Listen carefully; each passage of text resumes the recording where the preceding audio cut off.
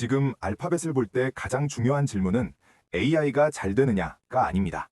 이 AI 투자를 현금 흐름으로 감당할 수 있느냐? 이 질문입니다. 결론부터 숫자로 말하겠습니다. 2025년까지는 알파벳의 구조는 안정적이었습니다.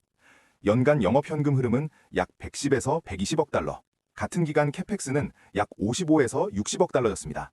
즉, 현금으로 투자를 하고도 자유현금 흐름이 50억 달러 이상 남는 구조였습니다. 이 현금을 만들어낸 주체는 클라우드가 아닙니다. 서치, 유튜브, 광고를 포함한 구글 서비스입니다. 클라우드는 성장 중이지만 아직 캐펙스를 독립적으로 감당할 수준의 현금 창출 주체는 아닙니다. 문제는 2026년입니다. 알파벳이 제시한 2026년 캐펙스 가이던스는 175에서 185억 달러입니다. 이건 기존 대비 2배를 넘는 수준이고 현금 흐름을 명확히 초과하는 투자입니다. 보수적으로 가정해도 2026년 영업현금 흐름이 120에서 130억 달러 수준이라면 자유현금 흐름은 마이너스 45에서 마이너스 65억 달러 구간으로 들어갈 가능성이 있습니다. 물론 알파벳은 현금성 자산이 충분하고 단기 유동성 리스크는 없습니다. 하지만 구조는 바뀝니다. 이제 AI 투자는 남는 현금으로 하는 투자가 아니라 미래 수익을 먼저 쓰는 투자가 됩니다. 그리고 이 투자가 빠르게 회수되지 않으면 그 부담은 AI 수혜를 받고 있는 클라우드를 넘어서 서비스 마진으로 전가됩니다. 그래서 이 영상에서 끝까지 봐야 할 건 AI 기술의 우수성이 아니라 캐펙스 증가 속도와 현금 회수 속도 중 어느 쪽이 더 빠르냐, 이 한 가지입니다. 방금 우리는 하나의 숫자를 확인했습니다. 175에서 185 빌리언 달러. 이 숫자는 알파벳이 2026년에 집행하겠다고 밝힌 AI 캐펙스 규모입니다. 여기서 먼저 정확히 짚고 가야 할 점이 하나 있습니다. 이 돈은 2026년에 R&D 비용으로 한 번에 반영되지 않습니다.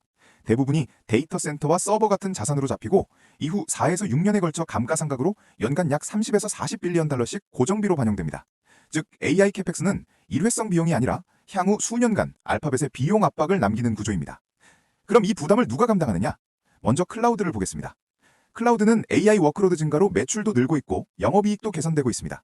다만 숫자로 보면 2026년 기준으로 클라우드가 감당할 수 있는 AI 비용은 전체 AI 부담의 약 25에서 35% 수준에 그칩니다.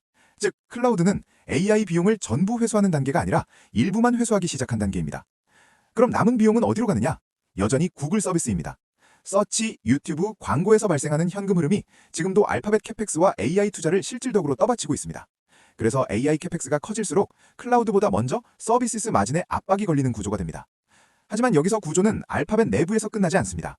AI 서버 수를 줄이거나 학습 속도를 늦추는 건 현실적인 선택지가 아닙니다. 결국 알파벳이 선택할 수 있는 방향은 하나로 수렴합니다.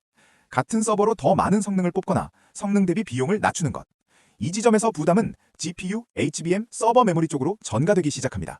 그래서 지금 구조는 이렇게 이어집니다.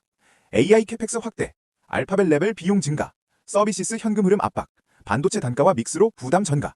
이 때문에 현재 반도체 업황은 단순히 수요가 좋아서라기보다 빅테크의 AI 투자 부담이 아래로 흘러내린 결과에 가깝습니다.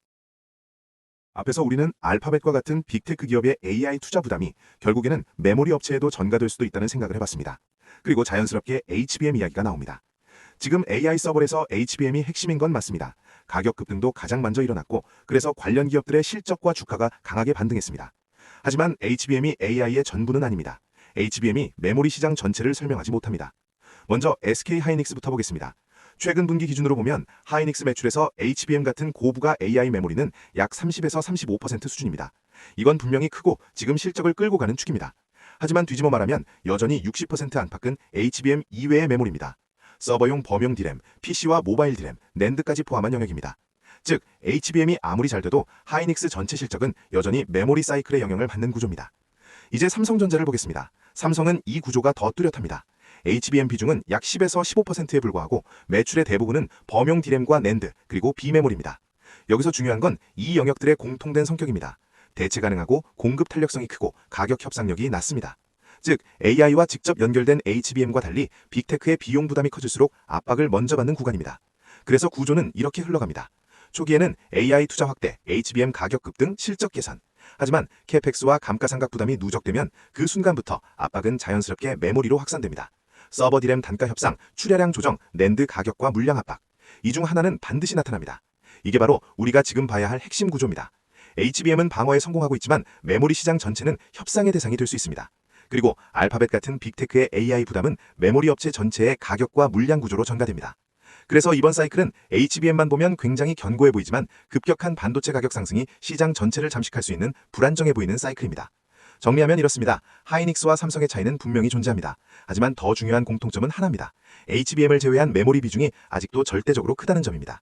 그래서 AI가 계속 잘 되더라도 빅테크의 비용 부담은 결국 메모리 업체 전체로 전가될 수밖에 없습니다. 그래서 지금 이 구간에서 가장 위험한 건 반도체가 최고다라는 신념입니다.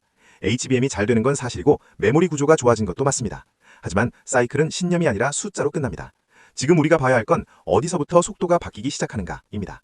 HBM 가격인지, 범용 메모리 계약가인지, 아니면 빅테크의 캐펙스 조정인지. 사이클 전환의 신호는 항상 가장 강해 보이는 지점이 아니라 가장 조용한 숫자에서 먼저 나옵니다. 그래서 이 구간에서는 확신보다 관측이 필요합니다. 기업은 뉴스보다 구조가 먼저입니다.